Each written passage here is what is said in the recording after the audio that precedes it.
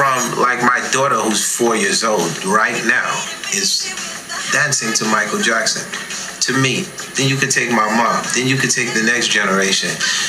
There's something about this person where you have to say, you know, this is one star out of a whole lifetime that will never exist.